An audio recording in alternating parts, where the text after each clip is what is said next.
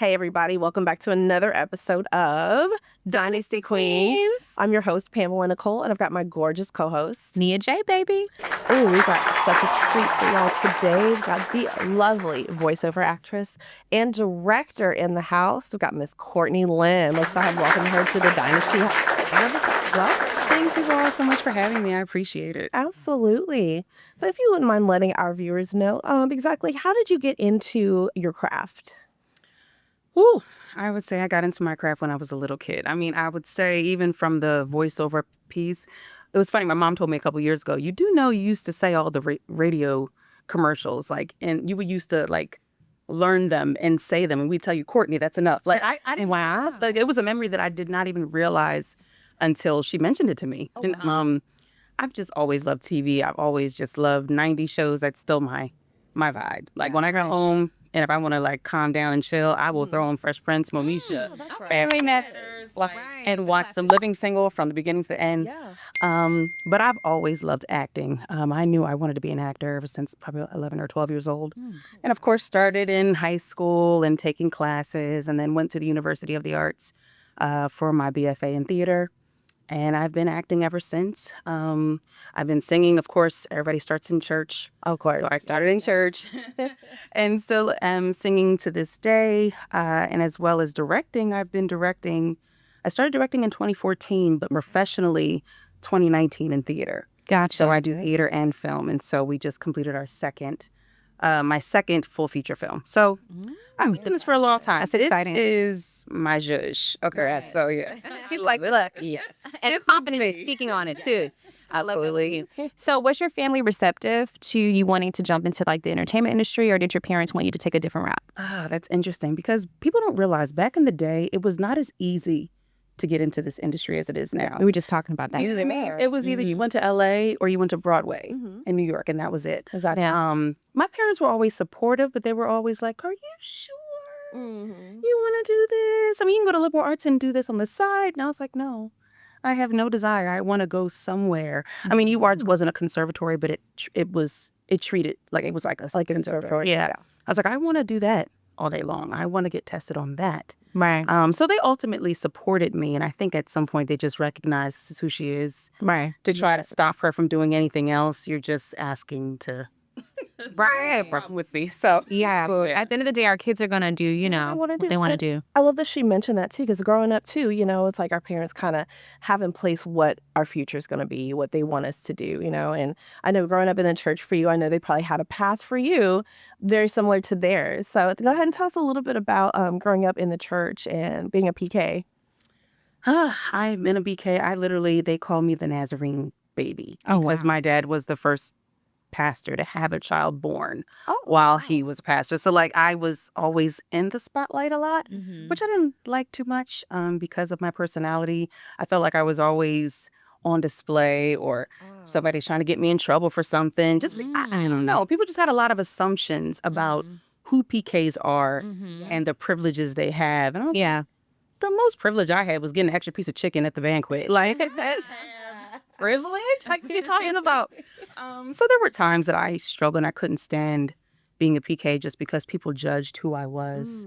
So a lot of times I didn't say I was a PK until they got to know me. Yeah. But at this point, I'm fine with it. Right. I'm blessed to have an amazing church. Shout out to Nazarene Baptist Church. My dad has been the pastor there for 42 years. Oh, wow. One, that's amazing. Yeah. So it gave me the foundation that I needed growing up.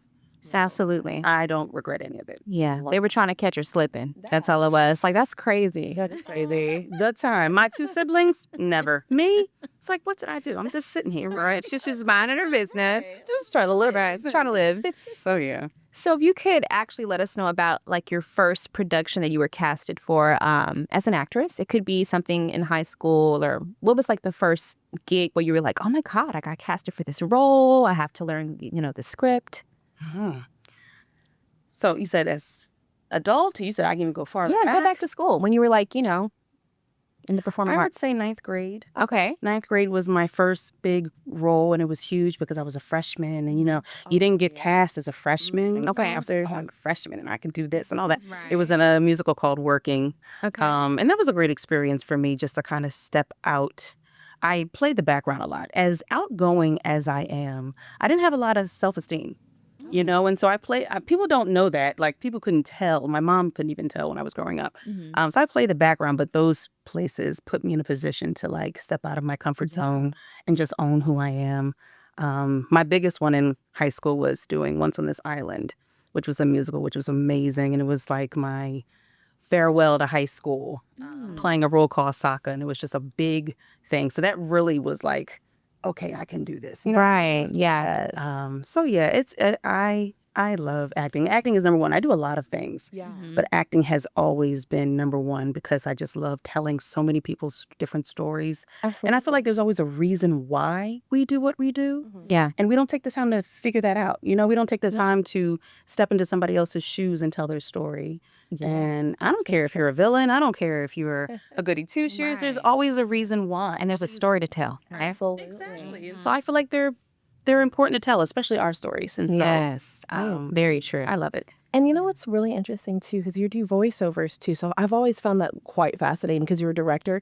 It's almost like a behind the scenes type situation. Same with voiceovers. You don't get to see the person. So give us a little insight on how you get into character doing a voiceover versus like acting it out in front of a camera versus just being on a mic and getting into that character. Because it is a very different. Yeah, it's very definitely. different. People think it's easy. They're like, oh, you're just talking on a mic. No.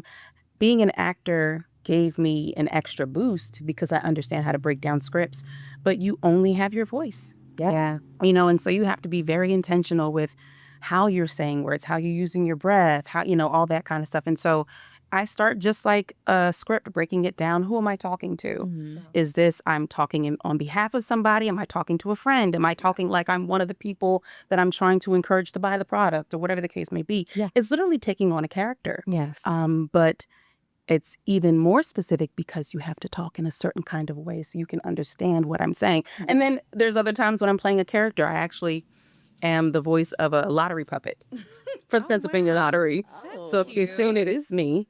And that's been, and I would been the puppeteer as well as singing it. Fun. So that's been interesting. So if you ever see it, that's me. Yeah. Play the sassy Pennsylvania Lottery ticket. Right. So that was interesting too. Like, how do I create this character? But it's fun. It's fun. It's the same thing as being on screen, but just being very intentional with how you're using your voice to bring it alive. Interesting. Because I always thought too, like when you're getting casted, they what do they tell you exactly what kind of like voice they're looking for? Like, this is how the character is. We want you to, emulate this. What I've learned is that a lot of casting directors will tell you what they want, but 9 times out of 10, sometimes it always switches. Yeah. And sometimes the directions will be so like, huh? Because you're the creative at the end of the day. So really, your vision and your guidance to kind of, So I have to ask as well. So you did your major play or whatever in high school. So how did you transition into professional acting? What was like your first big break? And I want the rundown on that role and then how you got into the voice acting, because that's a niche, to really get into as well. But yeah, how did you get your big break into the industry overall? So I would say, okay, I was in college. I went to University of the Arts. When I graduated from there, I did take a break. I was married and I had a daughter, so I took some time off. And it really started getting back into singing first and then transferred back into theater. Right. I joined a company called Kaleidoscope Cultural Arts Collective, and I was a part of them for about 10 years, just doing shows. So that was me getting back into the swing of things. And then when it comes to film, I met a couple of directors on Instagram actually and reached out. I was like, I like your work. Shout out to 54 Vision. And I reached out to him and I did some of his shorts and I ended up doing some casting for him as well. And then just networking. Yeah, that's really what it's about. That's what it's all about. So many people are out here. So many people can act, but you really have to make connections. Right, for sure. I don't even know what my first big, there's one on Tubi right now called Dear Miss, and I was referred to that by somebody else. So that's the other thing. A lot of the roles that I've gotten has been through referrals. Yeah, and it's always who, I tell people all the time, you have to get out there, talk to people, open your mouth, share your craft and your Instagram handle, because I can guarantee you the stuff that we've got booked for, that social media, it's when I tell you Instagram is the unofficial resume. Yeah, for sure. Like a lot of you know, you have a real one. That's important, but also people need to see that you're doing what you say you can do. Absolutely. And people get weird about it. Like, I don't want to post, and it's like people don't know what you're doing unless you're sharing it with the world. And so, a lot of mine my dad really taught me that. He is the master, like, networker, and you know, he knows everybody. And so I've just always learned how to meet new people and share what I've done. And sometimes I've been referred and people haven't even seen my work. Oh, wow. So sometimes it's like, it's really about who you are, and people see that confidence. It's like, oh no, she knows what she's doing. You know what I mean? So I've been doing that really in the indie sector during the pandemic. When it comes to film and voiceover. Okay. You know, everybody was home. Right. And I was going through it because I was getting ready to direct a musical. So that got shut down. And not being able to do anything is torture for an artist. Like, I can't record anything. Yeah. And I always wanted to get into voiceover. And I decided I had gotten into classes the year prior. So I was like, I'm going to get some training, make sure I know what I'm doing. And then I just went for it. I don't know if you all remember the app Clubhouse. Oh, yeah. Okay. Absolutely. So Clubhouse was huge, especially during the pandemic. And I just kind of jumped into that space. I would go in where casting directors were. Yeah. There was a casting director in LA looking for new voiceover talent. And he was letting everybody play their demo reels. And I played mine. He was like, I love you. Email me. And I've been on his roster ever since. Just like I had gotten an agent during the pandemic. And so she was booking me a lot. It literally was training, demo, put yourself out there. Like, that's really what happened for me. I mean, I can't speak for everybody else's experience. Yeah. But that's how it went for me. And then I went from doing voiceovers with Barack Obama. I did one a few years ago, which was like the highlight. Tell us about that. Like, leave the details. How did you book that gig? And what did it entail? What did you do? It was a governor spot, and he was supporting. So I wasn't in the room with Barack, but my voice was on the commercial. He heard your voice. He heard my voice. I never forget, like, driving down the street and hearing it, and I burst into tears. It's actually on my Instagram. I burst into tears because it's just like, 6 months ago, and here I am, you know, using my voice for something. It was a powerful experience. And so with voiceover, just like anything else, but especially voiceover, it's a numbers game. Yeah. You know, you can be the best of the best, but the reality is you got to keep submitting. And you can, I could submit 200 times and not get anything. And I get that one, and then that just hits. So it's really just about submitting and putting yourself out there. You're going to get rejected. It's just what it is. Absolutely. You know? And how resilient does one have to be? Because a lot of the time people are like, nope, next, or you don't hear a call back, or you don't get an email back. So how do you, a young talent that's looking to get into the industry, what kind of skin? How do you develop that tough skin? How do you accept rejection? How do you keep pushing forward? How do you keep yourself out of, like, just a mind state of self-doubt? Like, how do you know what I'm saying? For you, what did you do? It's interesting because I struggled with it so much. And it wasn't until the pandemic, shout out to my boyfriend who supported me during that time. I was afraid of rejection. Even into my 30s, I was afraid of rejection. And I remember on Clubhouse, they were doing an audio production of Dreamgirls. And so they had the actual celebrities, like, in the room, like Amber Riley and Shirley Murdoch listening. So this wasn't like, everybody was home. Yeah. And he was like, so what? Just do it. Yeah. If they don't choose you, who cares? Exactly. And that's when the light bulb went off for me. And I think as an artist, you have to continue to grow as yourself. Know that who you are is valuable. Yeah. Nobody can do what you can do. So you always have something to offer the world. Yes. And if they don't want you, it's because it wasn't for you. Like, when I realized rejection is just, it wasn't meant for me, it was somebody else's opportunity. Right. It just changes everything for you. You know, even if you really want it, whatever God allows is what he allows.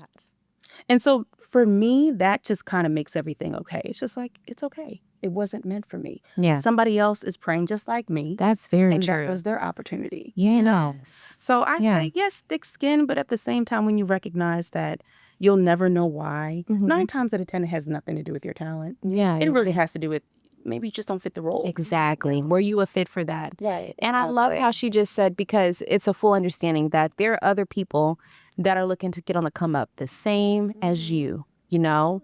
And you got to respect that. This person may have been a better fit for this role, but I may get casted for something tomorrow. Completely different. So I think that's a good way to look at it. Or the castings, like if I got cast in that, I wouldn't have gotten this. That's happened to me a couple of times. Something even better. It's something. And And I don't know how many times I've seen commercials I've auditioned for and I saw the actual and I was like, yeah. Glad I didn't think about it. It's like, So you're right. So whatever's meant to be is meant to be. And that, that's a good way to kind of get over that fear too. 'Cause you have to think about, it's not just about you. There's other people out there. So I love that you said that because a lot of people probably need to hear that. And you got to remind yourself sometimes. Oh, because I'm sure that role will come for me. And I have auditioned for so many.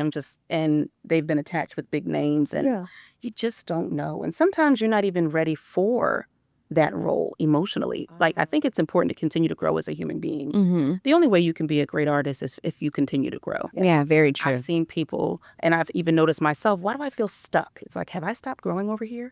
Like, literally, who I am as a person has to continue to evolve. Absolutely. In order for me to continue to be the best artist that I need to be. Yeah. Absolutely. You know what? Because when people stop, I've heard someone tell me this before. When you stop looking up for God's guidance, you will fall flat on your face. Like literally, when the ego and thinking you're too cool for school and, I don't need, but you just got to really stay centered. And I think that's just beautiful that you're able to share that with the viewers as well. Because people don't have that mindset. They're like, it's me, me, me, me, me. Forget everybody else. Like, you're not that important. You're not that important. Okay, the world is moving. Like, is life. The world there are is moving. so many people, and yes, you're important, but you're not. It's not all about you. It's not all about you. Now, I'm interested, we were talking about the pandemic, and voiceovers. I do know you are CEO and you have your clothing line, Affirm Me. Can you go ahead and tell us a little bit about how you got into the clothing industry and when that started for you? That was nothing but God, because I had no desire whatsoever to do it. I did not. But it started with my own personal growth. I realized I was struggling with my own self-talk. How I spoke to myself. We all have that voice in our head that says, oh, you can't do this, or try to talk you out of an opportunity. And I was trying everything from affirmation apps to, putting it around my wall, and it just wasn't sticking. And so I heard God say to me, you need to wear what you want to see in yourself. And I was like, okay. Well, I was like, I got a friend, shout out to I'm Your Brand Man, who does a lot of merch. And so I was like, hey, I want you to start making some shirts for me. And I just gave him a couple, and then I felt led to share it with other people. And so actually I'm wearing one of them right now. This was the first affirmation that I came up with. Healing is the new sexy. Nice. I love that. I love that too. With that visual, girl, listen. Healing is the new sexy. I needed it because I was going through such a rough time. I went through a divorce, and healing can feel so heavy. And it's like, it doesn't have to be that heavy. Healing and growing, I had to change the narrative. Okay. And so looking at it as a sexy thing, when you see a healed person, what do they look like? How do they move? How do they walk? There's a difference to them. And so I started it back in November of 2023. I got like 15 of my friends together say, hey, listen, I can't pay you, but I have this idea.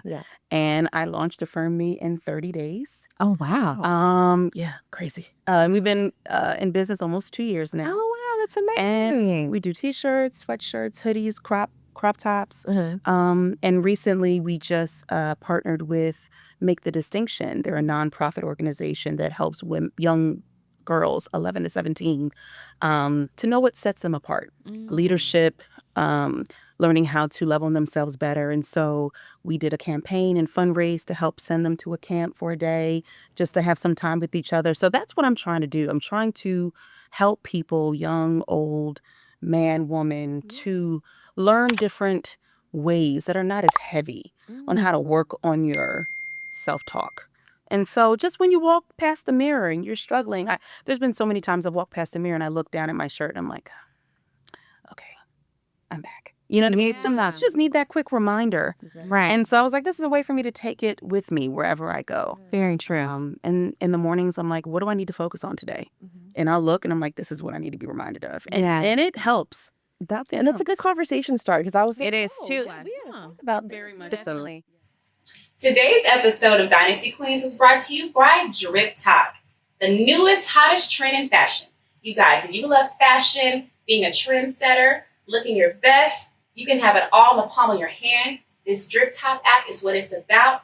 fresh trends in fashion, please believe me, we know what's up. Whether you're into streetwear, the chic style, it doesn't matter. You can be going out a night in the town. We got you. Make sure you check us out. Browse this app. It's at just the drop and click of the tap of the screen. Let's roll. Drip Talk. And the best part of it too is it's not just about discovering new fashion. It's about the community. It's a full-on community. So you can follow your favorite content creators. You can get tips and tricks to your fashion, whatever you want to do. And on top of that, you can level up your style. Right. It's a great thing. So y'all go ahead and download the Drip Top app. You can get it on Google Play and the App Store, the Apple Store. And go ahead and look it up. It's Drip Top, DRIPTOCK, and level up your style today. Also, go ahead and visit the website at www.driptop.com, or you can go ahead and scan the QR code right here on our screen. Y'all, don't forget, stay bold, stay fresh, and stay all together with Drip Talk. Yes. Would both you ladies agree that when you're a creative, sometimes you're a lot harder on yourself? And it's like, wait, what am I doing? Like, do I deserve to even be here? Like, what am I doing right now? And you're like, wait a minute. Nah, I'm that chick. Yeah. All the time. All the time. I am such a perfectionist, and I'm really trying to work on that. Yeah. It's okay to be intentional and specific, but it can be a little too much.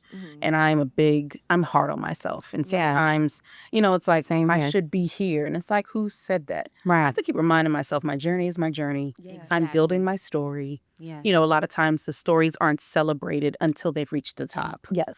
And I'm like, I want to celebrate my story as I'm building it. Exactly. As you're going along the journey. Because my daughter's watching me. I have a 15-year-old daughter. She's watching me. And so it's like I have to remind her that no matter what's going on, the circumstances, what happens, that I am doing my best. And that is all that's required of me. And I love that she targets that age group, that 11 to 17, because that's critical. the crucial years Critical. where you're like really deciding who you are, your plan for life, what you want to do, how much influence your parents will have on you, the people around you, who you need to have around you.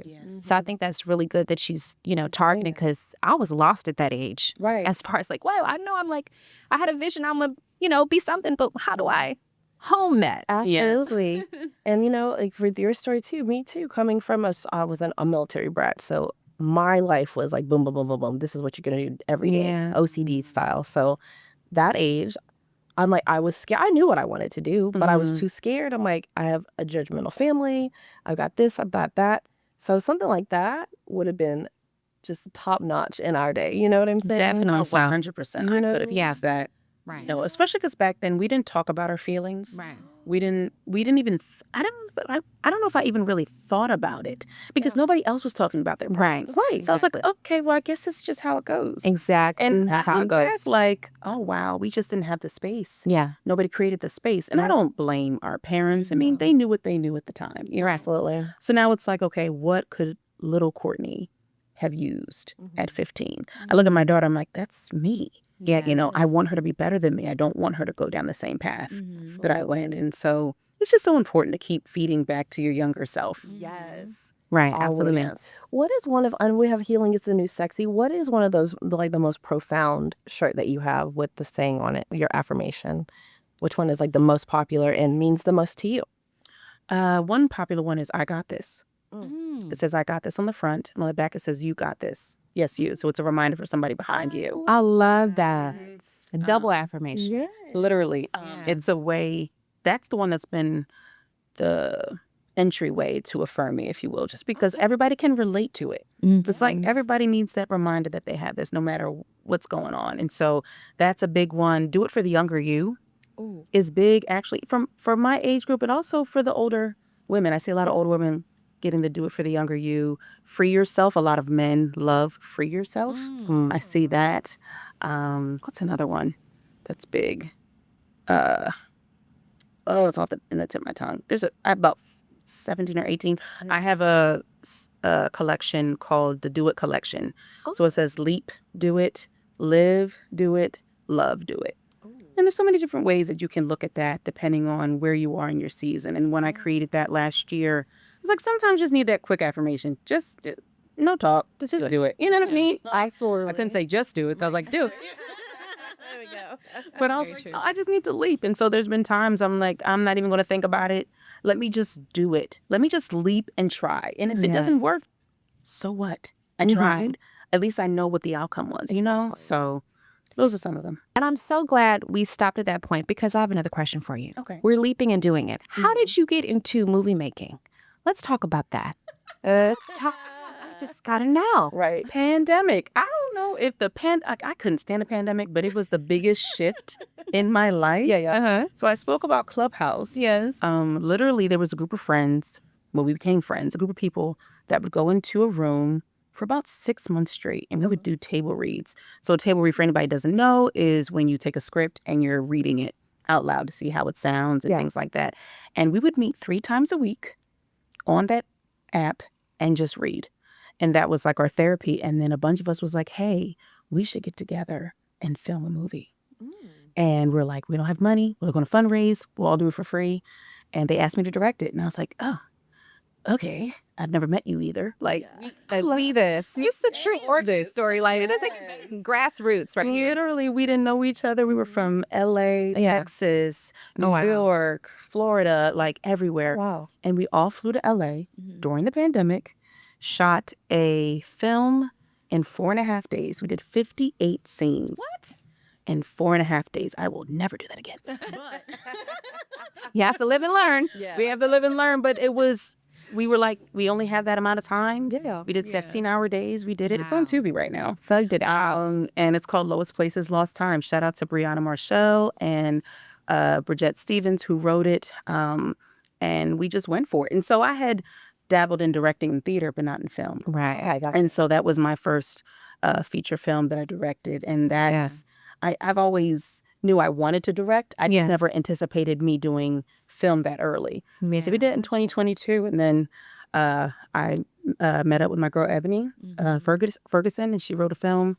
And we just finished that one. So it's like, well, all right, let's go, you know? Yeah. So it's been a creative experience. And I know that in the future, I've heard from some people that you're working with King Rush Productions on a feature film in the future, correct?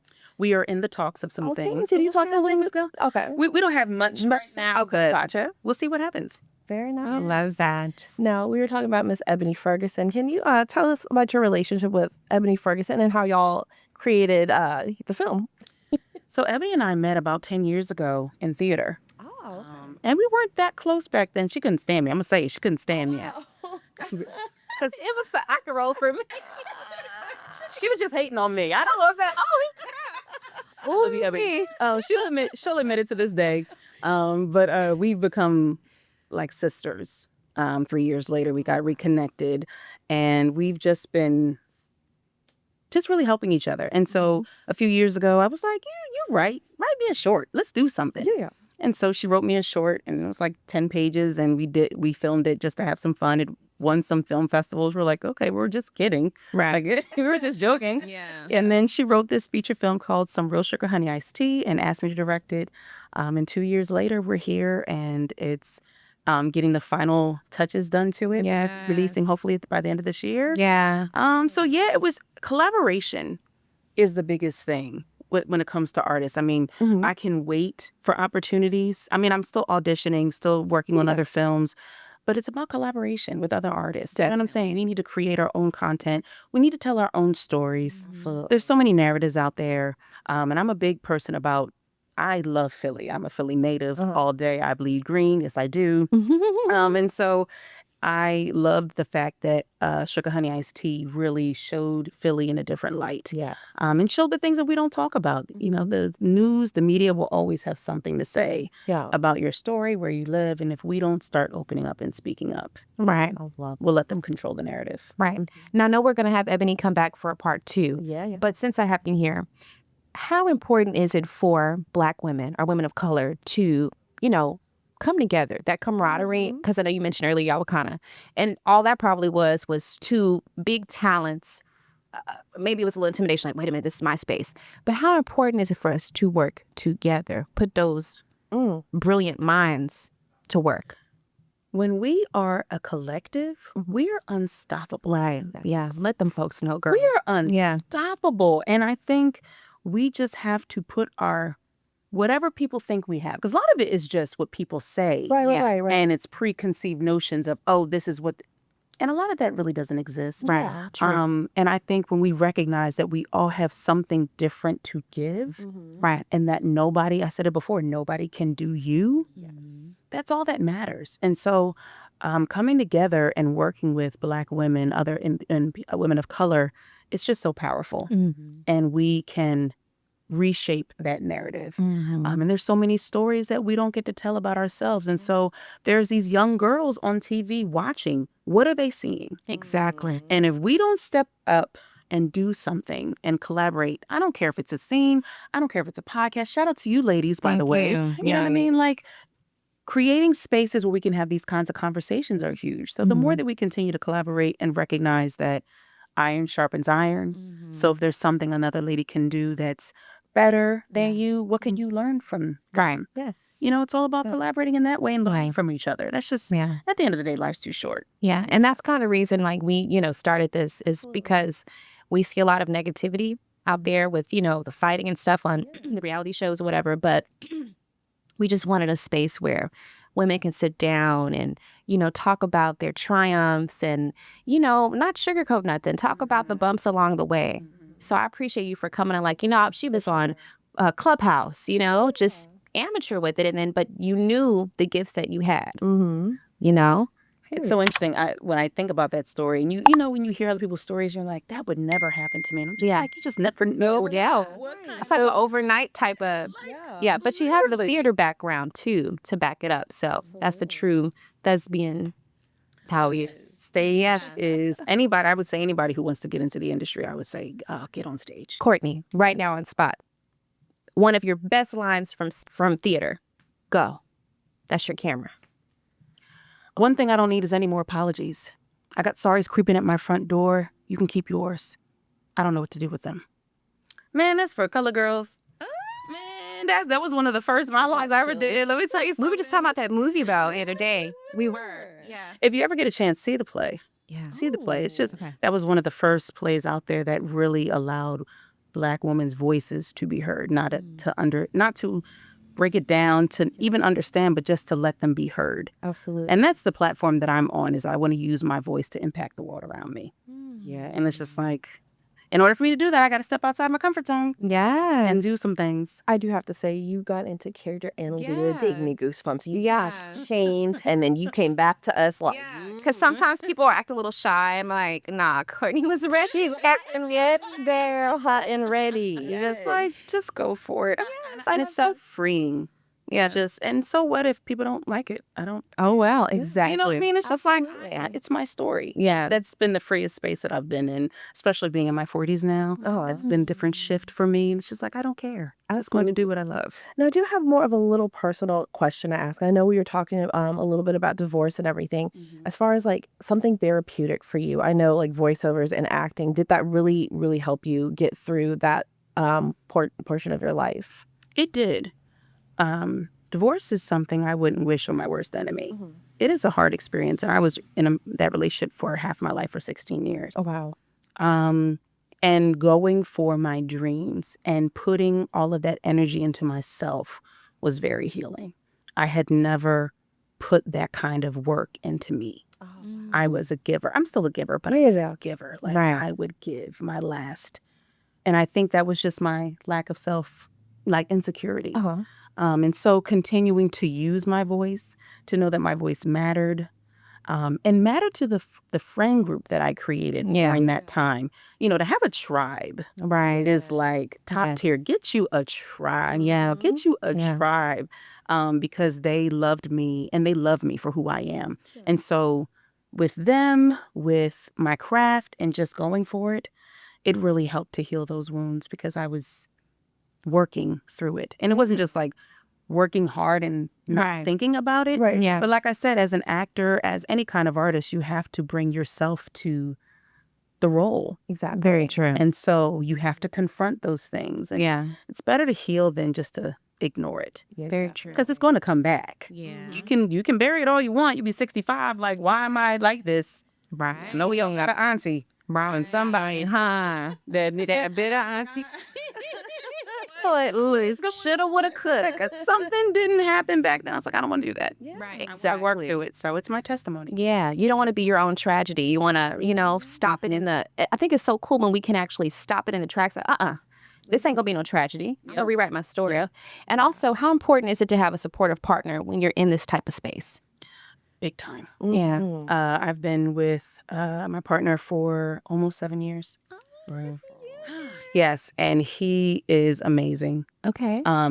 He is the one that always tells me about myself in a loving way. Right. Like, what are you doing? Check you in 11. When you mean that. He always says to me, he was like, God really has your back. I don't know if you understand. Like, and he just like, I've never seen God respond to somebody's prayers the way he responds to yours. And he's just like, you got to go for it. So he pushes me. Ooh. He's just like, what do you have to lose? So what? And so he's an introvert. He's always somewhere on the set, somewhere doing something, on the camera, doing whatever. But I love him so much. He really has been that support to me and my family. Yeah, I think that's so important because I see a lot of women who are in the industry and sometimes it's a story like, oh, he doesn't want me to do this or, wants me to stay at home. And I just feel like don't let a man stifle you. He has to be able to support you from the beginning, the middle of the relationship, the whole duration. Don't change up on me because I'll leave you in the dust. It's like you knew what you was getting. You knew what I'm doing. Exactly. It's just things about, the intimacy stuff. But that's different when it comes to like boundaries that you have and stuff. But I'm sure every couple so how is that like? You've done sex scenes and stuff or just like kissing scenes or with acting? I haven't had to. I've done it on stage, but that was younger. Okay. I haven't. We've talked about it. Mm-hmm. I'm okay with like suggestive things. Gotcha. Okay. You're kissing and the door closes. Right. The mind is clear. Yes. Right. So that that's happening. Yeah, we probably can't imagine it ourselves. And he's, he is very protective in that way. Good. But we say we'll do it on a case-by-case situation. Let's talk about it. Let's roll by roll. The role and see what that is. Yeah. But when you have somebody who is least, let's talk about it. I think safety is important regardless. So Absolutely. And then also on the flip side, how important is it for the actress or actor to stand firm on ground like, no, I don't want to do that? 100%. Yeah. It's so vital to know your boundaries. Yeah. I spent my 30s really finding out what my boundaries were. Yeah. So I realized I didn't have any. Because everything was up for discussion. Everything was like, well, when you have low self-esteem, you sometimes can question, well, is what I'm thinking appropriate? Now, I did have boundaries. There were certain things I wasn't doing. Let me say that. I did have some. Right. But being okay with, hey, this is my journey. If I lose that role, there was a couple roles that I lose during the pandemic because of my stance when it came to the vaccine. Oh, right. There were some roles I couldn't apply for. That's right. And to each his own. Everybody has their own choice. Exactly. But I had to stand for it, and so if you don't stand for something, you'll fall for anything. Right. That's just what it is. And so at the end of the day, people wonder about, what role will they lose? And it's like, if you lose it, it wasn't yours anyway. I don't want to go back and regret. So I'd rather not put myself in an uncomfortable position.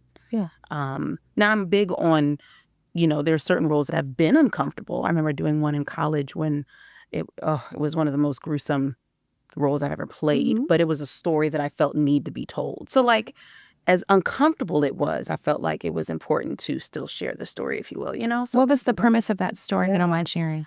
So it was a play that was done what we call black box. So black box theater is probably like up to 50 people, so very intimate.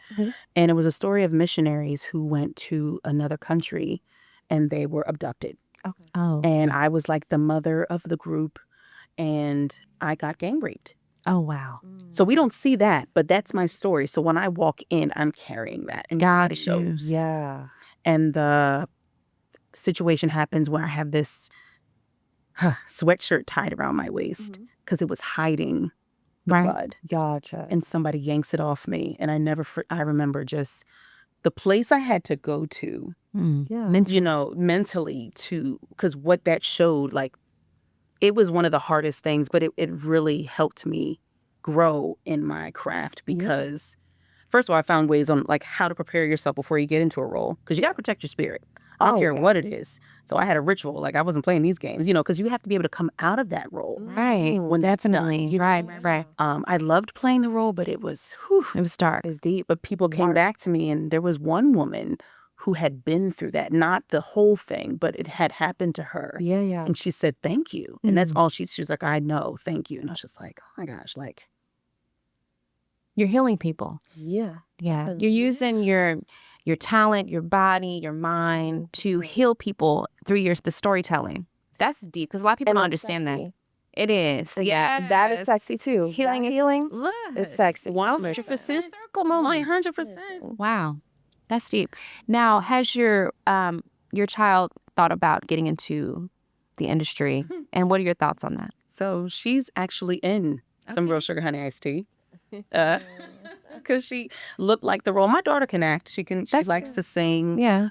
She dances. And so I don't know what way she'll go, but she's definitely into the performing arts. Gotcha. And she was actually in another play that I directed a couple of years ago. Okay. And I was like, why don't you come do it? And she does a great job. Right. She does a great job. So we'll see what happens. But I'm big on, I just want to give her the opportunities. And I'm like, see how you like it. Right. I just don't want you to not have the opportunity and then wonder. Absolutely. Right, if I would actually like it. So Yeah. we'll see where she goes. But yeah, you can check her out in the film. Okay. So I'm so proud of her.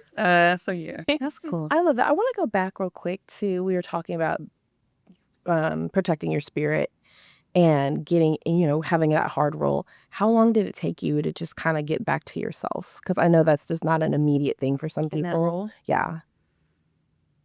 In the beginning, I would prep for 10 minutes. Like I'd be in a dark room laying down listening to this one song by Ty Tribbett called Everything. And that was how I kind of got myself into that safe space. Coming out about 15 minutes, I blocked off time because I had to literally come out of that space. There's so many roles. If you're not careful, that line between reality and, and make-believe can be very thin. And so I forgot, what did I do with that ritual? I think I put that same song back on and I just, read this letter that I wrote to myself saying, you are safe. You are like I had to remind myself that I was not my character and give myself that space to come out of that. So it varies on roles, but that one I was like, nope, I got to be intentional. Right. Because this is some serious stuff. Yeah. And this could happen to somebody. Right. So I wanted to honor that in that way as well. Right. I love that you said that because, we read stuff in tabloids and stuff about actors and actresses and they're stuck. And you can see it in their face. You can see it in their, posture, everything. They're stuck in this role. So what is something that you would recommend to someone if they feel like they're on that line, as you were saying? What would you tell them as far as like giving advice to someone else to step out of that unrealistic world and back into reality? To prepare is number one. Know your limits. Know what you can handle and can't handle. Some people may not have been able to handle that role because maybe they had been in that situation. You know what I mean? Like you gotta recognize that who you are as an individual is just as important as that role. It's even more important than that role. Yeah. Right. So I think just knowing who you are and having some people in place, even if you're not sure how it's going to go. Hey, can you be on the side? Hey, I may need this. Can you just whatever it is, and it varies by person, it varies by role, but just having a plan, that's really the only thing I feel that's going to help you in those moments is to know what I may need or to have a support system or somebody safe on set with you, even if it's a closed end, you can't bring somebody on staff that can be there. So yeah. I don't know about with theater, but I know with some of the major like motion picture productions, you have to go through like the whole psychiatry questionnaire and stuff before you even get casted, because I've done like reality and stuff, but I don't know, I guess with you gotta have your own like just mantras and play that music like you said to get in that zone because you don't have that support.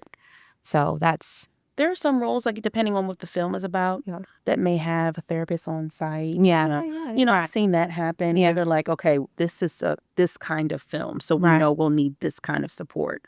So that happens as well. Gotcha. That's wonderful. Wow. And the crazy thing is that's a space that most humans will never, I understand where you're coming from, but they will never understand of having to, even if you're acting on stage and it's people like, acting like they're on top of you and stuff, like to put yourself in that space is really using your body as a craft. I have to thank you for using yourself as a vessel because that woman that came to you after, you blessed her. She realized that was a healing moment for her. Absolutely. So you're putting yourself on the front line as an actor, actress, director. Yeah. Really using your creative space to heal others is, that's what it's all about. Sexy. It is definitely sexy. Yes, it is. It's a strength. And it's an honor. Yeah. You know, people are like, is that a job? I've been a full-time artist for 3 years now. It's an honor to help people in different ways. You know, people are doctors, people are lawyers. Right. Yeah. I am an actor. I'm an artist. I Yeah. tell stories. Right. You wouldn't have got through the pandemic without actors. Okay, how many movies and stories and sitcoms that people watch? You know, it's just like it all has its purpose. Yeah. And it's healing for me as well. Every role helps me to become a better person. I love that. I love that. I know. Yes. What's next for you? What's it's pretty much the end of the year. What's next for Miss Courtney? Ooh, Mama's tired. It's tired. It's just like I've been working. I got that going on. I was taking a little breather. I needed a minute. Still auditioning. Yeah. Looking for new representation right now. And just I am going to be working as a producer on a new short in a couple of months. So that's in the works. I'm working on some other projects that are coming out that I can't talk about right now, but they'll be coming out soon, Lord willing. There you go. And so I got into a new venture as well. So I'm just feeling some things out and just taking a minute. Right. I mean, I'm still working. I'm still auditioning every day. I'm still singing whenever somebody calls me. I'm still, that sort of thing. But I think I just needed to slow down a minute. Okay. Because this past summer I directed a play, all while also finishing Sugar Honey. Yeah. And then raising a daughter and making money. And it can be a lot. And sometimes you know when you have to slow down a bit. Yes. I'm not necessarily stopping, but take a second. Slow down. Take a beat. Yeah. Meet your home is really important too. Too. You know, when you use yourself as a vessel, you gotta. You gotta refuel yourself. refuel. And you have to just take a minute. And so I want to get back into, I want to do more roles. Gotcha. Back to the acting. I love directing, but it's not number one. Gotcha. So it's like, okay, I'm still here. If the right project comes along, let's do it. But I want to be in that acting space and Gotcha. just, You want them to see you, girl. I want to show you what I got. Yeah, I love that. So Yes. Well, everybody, I want you guys to make sure you comment, like, and subscribe. Let us know, what you want to see Courtney do next. We love to have people come back for second appearances and follow-ups and everything. But I would love to. yes, so we're going to do that. And then also drop your Instagram handle and stuff so the folks can follow you and know where to find you. You can find me on Instagram at iamcourtney.lyneé. That's iamcourtney.lyneee.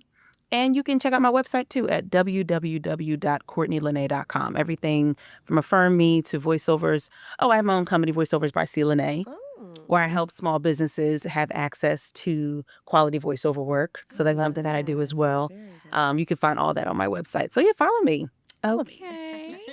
Well, y'all heard it from the lady herself, Miss Courtney Lynn. Thank you so much for stopping by today. For having me. Yes. absolutely. And like always, I am your girl, NiaJ, and I'm with my beautiful co-host. Pamela Nicole. And this has been Dynasty Queen.